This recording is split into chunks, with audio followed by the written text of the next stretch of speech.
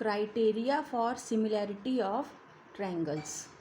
तो दो triangle similar हैं, इसके लिए हमारे पास कुछ क्राइटेरियाज हैं। उसमें से फर्स्ट क्राइटेरिया है एंगल एंगल एंगल, और इसको हम शॉर्ट में लिखते हैं ए क्राइटेरिया। तो इसका स्टेटमेंट है, if in two triangles corresponding angles are equal then two triangles are similar. तो जब अपन ने शुरू में ट्रायंगल चैप्टर के सब कुछ कॉन्सेप्ट पढ़े थे, तो उसमें हमने देखा था कि जब हमारे पास कोई दो ट्रायंगल्स गिवन है और उसके करस्पॉन्डिंग एंगल्स इक्वल हैं, तो उसके जो साइड्स हैं, करस्पॉन्डिंग साइड्स, वो क्या होती है, सेम रेशो में होती है। ये हमने सबसे शुरू में जब ये ट्रायंगल वीडियो स्टार्ट किया था, तो उसमें मैंने कॉन्सेप्ट बताया था। जब अपन ने ये देखा था कि सिमिलैरिटी ऑफ पॉलीगॉन, तो जब पॉलीगॉन मतलब ट्रायंगल भी एक पॉलीगॉन है, लेकिन ये स्पेशल केस करके वहाँ पे बताया था। और बाकी जो पॉलीगॉन हैं जिनमें मोर देन 3 साइड्स होते हैं, उनके लिए दो पॉइंट्स बताए थे सिमिलैरिटी के लिए कि corresponding angles are equal and corresponding sides are proportional. लेकिन ट्रायंगल में क्या है कि अगर हमने सिर्फ क्या बता दिया कि करस्पॉन्डिंग एंगल्स इक्वल है, तो उसकी करस्पॉन्डिंग साइड्स ऑटोमेटिकली प्रोपोर्शनल में हो जाते हैं, इक्वल रेशो में हो जाते हैं, और फिर ट्रायंगल क्या होता है, सिमिलर। ठीक है, तो इसके लिए अपन अभी डायग्राम, अब जैसे हमारे पास ये डायग्राम है ट्रायंगल ABC और ट्रायंगल DEF। अगर मैं ये बोल रही हूँ कि एंगल A के करस्पॉन्ड में कौन सा है, एंगल D, एंगल B के करस्पॉन्ड में है एंगल E, और एंगल C के करस्पॉन्ड में है एंगल F।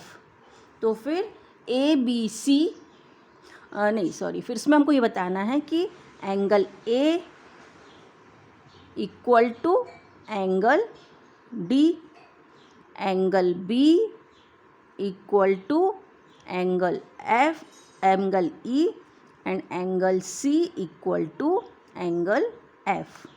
तो जब हमारे पास ऐसे करस्पॉन्डिंग एंगल्स इक्वल होंगे, तो हम क्या लिखेंगे कि ये triangle ABC similar to triangle DEF, और उसको हम कैसा डिनोट करते हैं, ट्रायंगल ABC सिमिलर का साइन ऐसे है, सिमिलर टू ट्रायंगल DEF।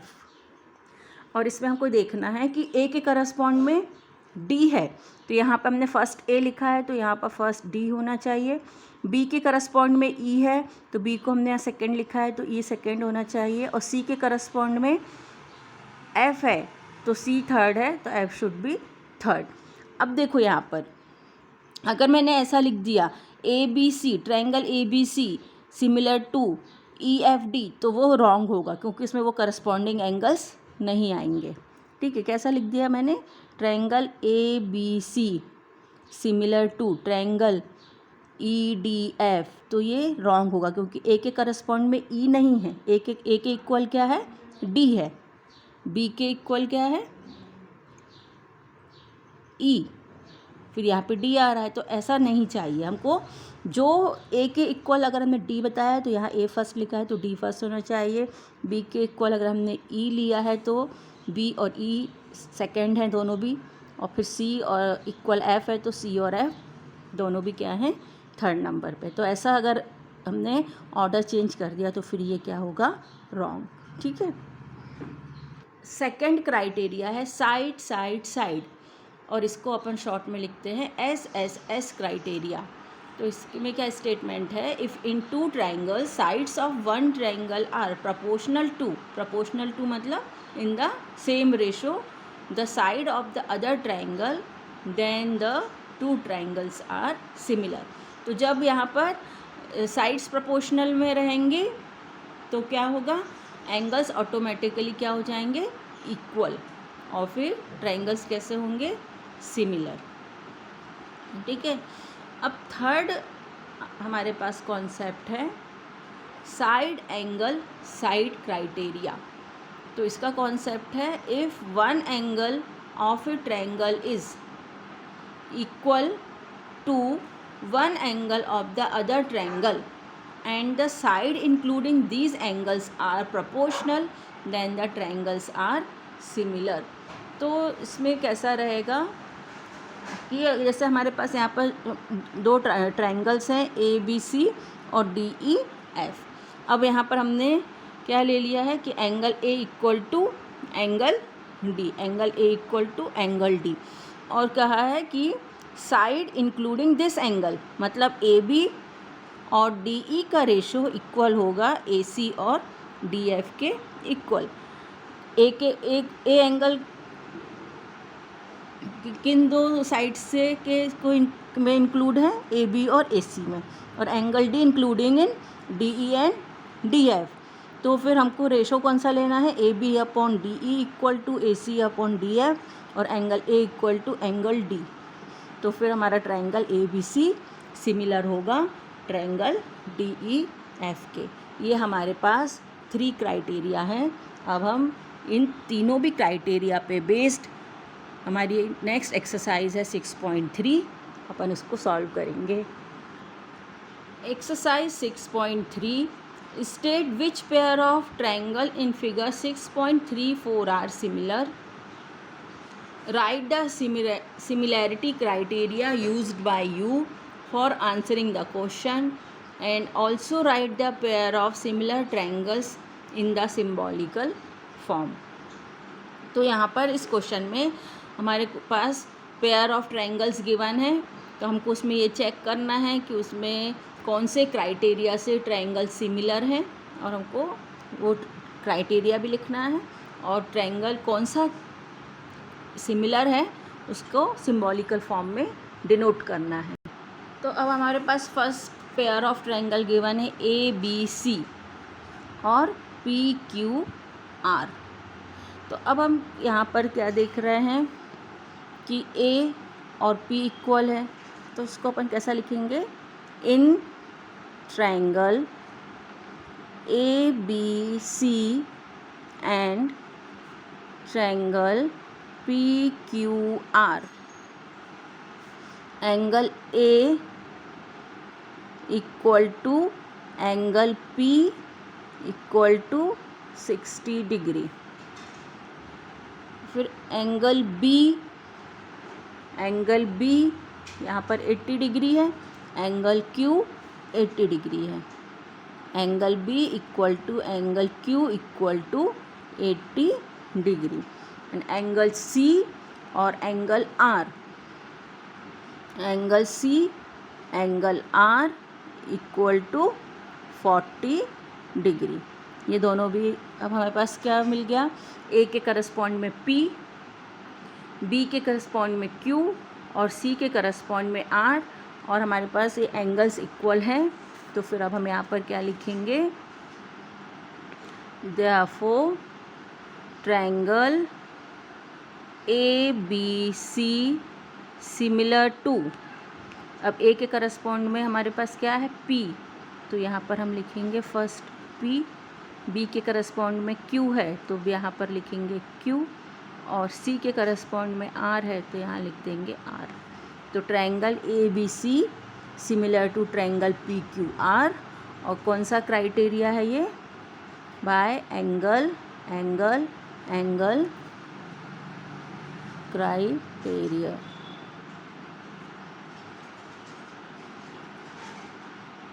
अब second pair of triangle given है हमारे पास ABC PQR।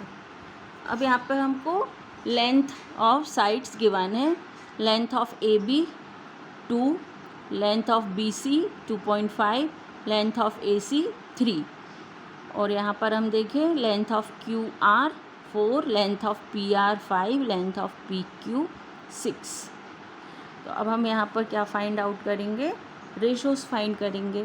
तो हम क्या देखते हैं कि AB और QR क्या लिखेंगे, AB अपॉन QR। तो AB की वैल्यू हमारे पास कितनी गिवन है 2, और QR की वैल्यू 4, तो हमको क्या मिलेगा 1/2। सेकेंड पॉइंट हम देखें AC साइड, और AC की वैल्यू 3 है तो इसके साथ हम ये PQ ले रहे हैं। PQ, AC की वैल्यू 3, PQ की वैल्यू 6, तो ये भी हमको क्या मिल जाएगा 1/2। अब इसके बाद BC, और BC के साथ हम कौन सा साइड ले रहे हैं PR, तो BC की वैल्यू कितनी है 2.5 और PR की लेंथ कितनी है 5, तो ये भी हमको क्या मिल जाएगा 1/2।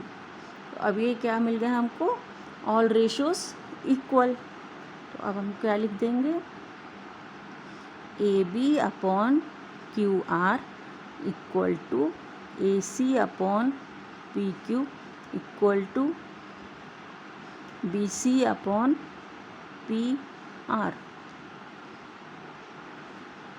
तो अब हम यहाँ पर करस्पॉन्डिंग साइड देखें, तो AB के करस्पॉन्डिंग क्या है QR, AC के करस्पॉन्डिंग क्या है PQ, और BC के करस्पॉन्डिंग PR। तो अगर हम इसको लिखते हैं ट्रायंगल ABC, तो ABC के सिमिलर हमारा PQR में से कौन सा किस ऑर्डर में मिलेगा, हम ये देख लें AB 2 और QR 4, ABC तो क्या मिलेगा QR P।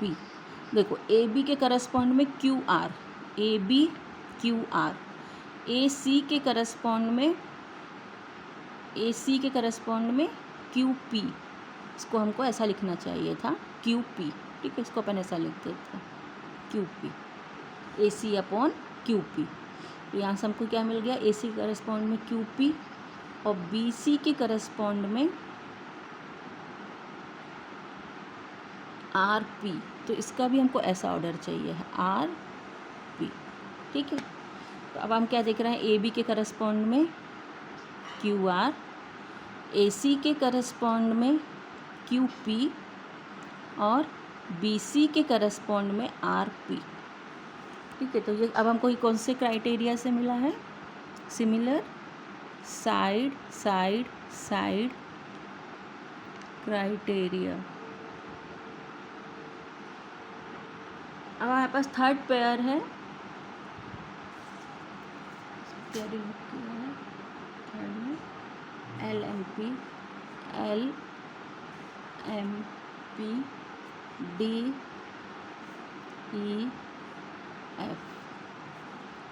तो अब हमारे पास साइड्स गिवन हैं, तो अगर हम यहाँ पे MP और DE देखें, ठीक है, MP ऐसा पहले लिख लें in triangle MPL and triangle DEF।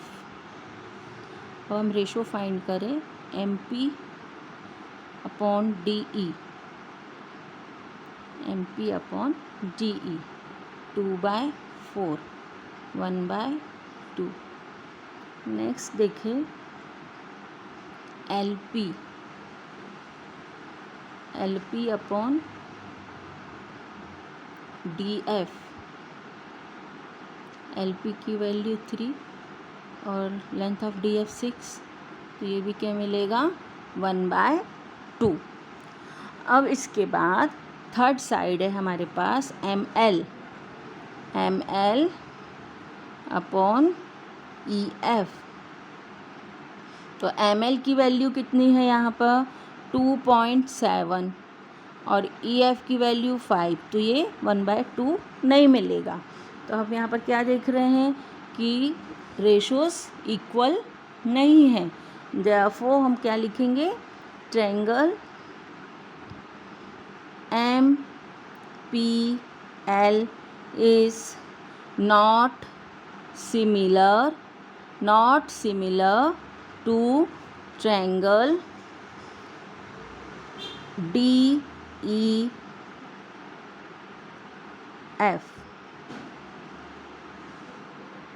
अब हमारे पास fourth pair of triangle given है MNL और PQR. तो अब हम यहाँ पर लिखें in triangle MNL and in triangle QPR. अब हम यहाँ पर क्या देखते हैं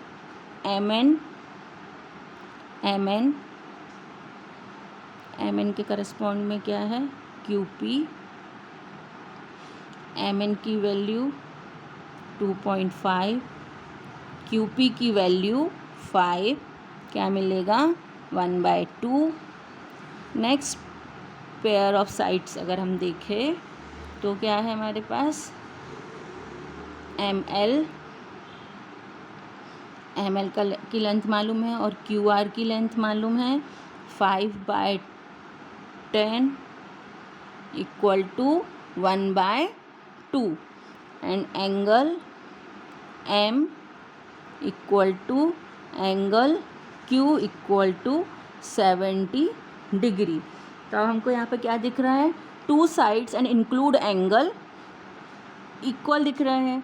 2 साइड्स प्रोपोर्शनल में है और इसमें इंक्लूड एंगल इक्वल है. तो फिर हम यहाँ पर क्या लिखेंगे ट्रायंगल MNL सिमिलर टू. अब M के करस्पॉन्ड में हमारे पास क्या है Q, तो इसलिए हमारे पास फर्स्ट क्या मिलेगा Q. और MN साइड के करस्पॉन्ड में कौन सी साइड है QP, तो फिर हमको यहाँ पे मिलेगा QP. और फिर इसके बाद हमारे पास थर्ड यहाँ पे कौन सी साइड हमको मालूम है ML, तो ML के करस्पॉन्ड में क्या है QR, तो यहाँ पे मिल जाएगा हमको R. तो हमारे पास क्या मिलेगा triangle MNL is similar to triangle QPR. और कौन से क्राइटेरिया से आया है ये साइड एंगल साइड क्राइटेरिया से. Next pair of angle triangle given है ABC एंड DEF.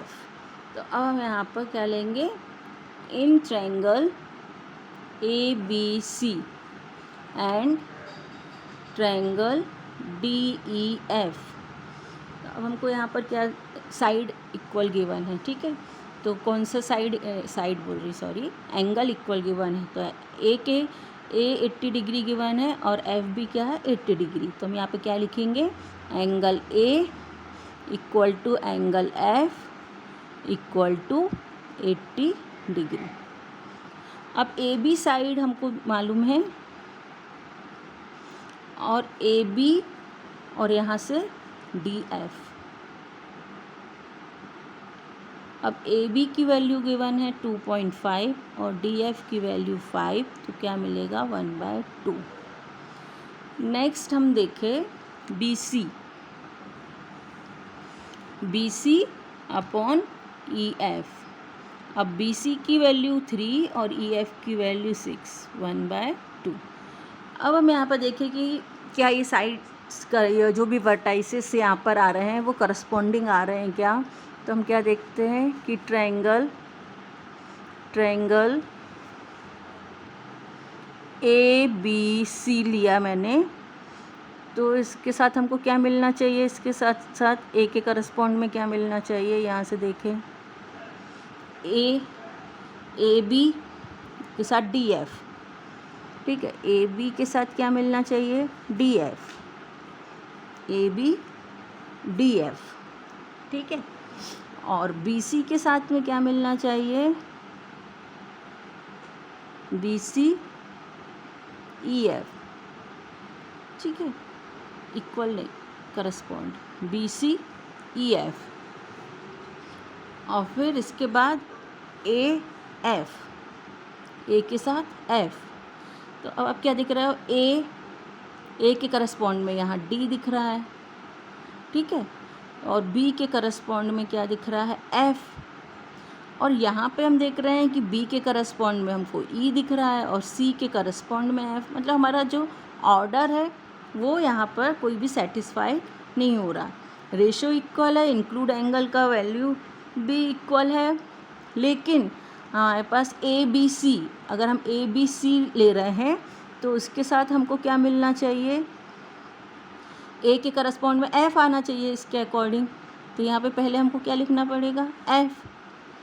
अब ए बी साइड के करस्पॉन्ड में डी एफ चाहिए है, लेकिन ये डी एफ नहीं मिल रहा है। अगर हम यहाँ डी लिख दें तो डी एफ ऐसा लिया मान लो, तो ये नहीं आ रहा है, ठीक है। बी के करस्पॉन्ड में डी नहीं आ रहा है, तो इसलिए यहाँ पे आंसर क्या आएगा, triangle A B C is not similar to triangle D E F. अब हमारे पास next pair of triangle given है D E F P Q R. तो अब हम क्या लिखेंगे, पहले in triangle D E F and in triangle P Q R angle E, sorry angle D से स्टार्ट करते हैं, angle D equal to 70 degree, लेकिन हमको पी की वैल्यू गिवन नहीं है। तो अब हम यहाँ पर क्या करेंगे, पहले बाय एंगल सम प्रॉपर्टी, यहाँ पे क्या लिखेंगे, bye angle sum property in triangle. आप देख रहे हैं कि डी 70 है और ई 80 है, तो सम ऑफ ऑल थ्री एंगल्स कितना होता है, 180 डिग्री। तो इससे हमको एंगल एफ कितना मिल जाएगा, 30 डिग्री। तो बाय एंगल सम प्रॉपर्टी हमारे पास एंगल एफ कितना मिल गया, 30 डिग्री। और bye angle sum property angle angle P कितना हो जाएगा, 70 डिग्री। देखो यहाँ पे 80 और 30 है, तो रिमेनिंग क्या होगा, 70, ठीक है।